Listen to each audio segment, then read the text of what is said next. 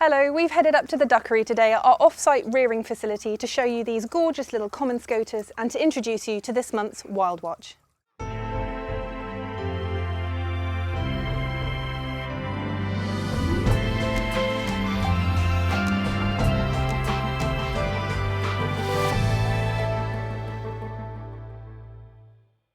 Whilst numerous across their range, unfortunately the common scoter is far from common here in the UK.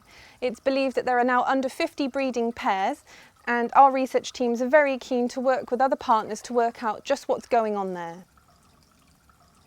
These two were sourced as eggs from our Arundel Centre. There they have the WildWatch exhibit, which contains the cream of WWT's sea ducks.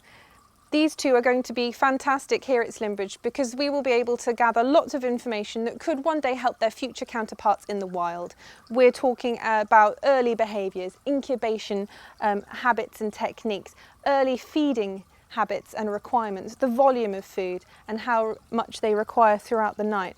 All of these things could prove vital for future investigations into the common scoter. The majority of diving ducks and sea ducks take a far greater level of technique than the majority of the birds that I'm dealing with throughout the season. I'm rightly proud to look at these birds today and see what in good condition they are. And we can look within the tank and note all of the different changes, techniques and facilities that we've built over the years in order to be one of the country leaders in breeding sea ducks. This really is WWT's living collection in action, using the duckery species reared here to educate people and inform further research.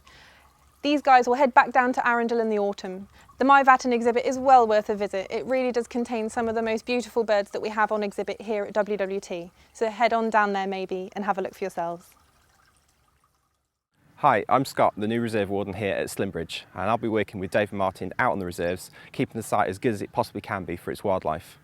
At this time of year, we're getting ready for all of our winter arrivals to come through, all the golden plover, the lapwing, and especially the white-fronted geese and the Buick swans.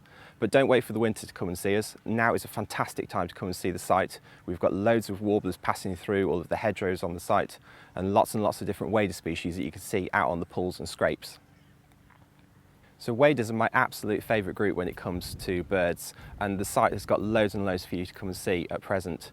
Since I started, I've had daily sightings of avocet, ruff, redshank, and over the last few days we've had a few extra species added in. Things like little stint, curlew sandpiper and spotted redshank have all turned up as the tide has come in and out on the river, pushing the birds onto the site, giving great views from our Zeiss Hide and especially the South Lake Hide.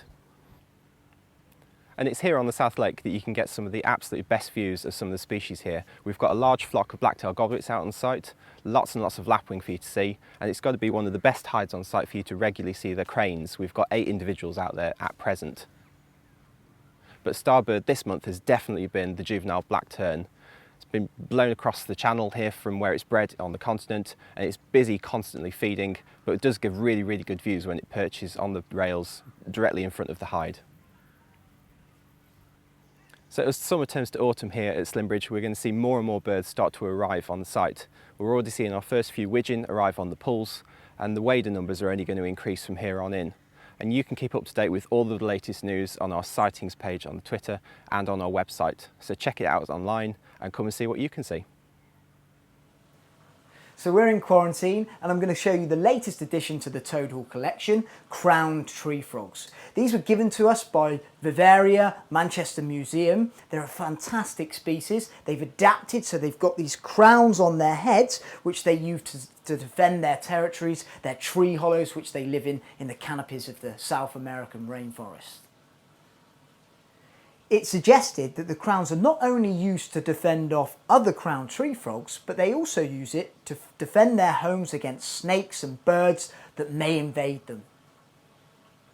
These guys are a species that we're going to try and breed in the future, and we'll hopefully be able to use them on show or maybe during our handling sessions.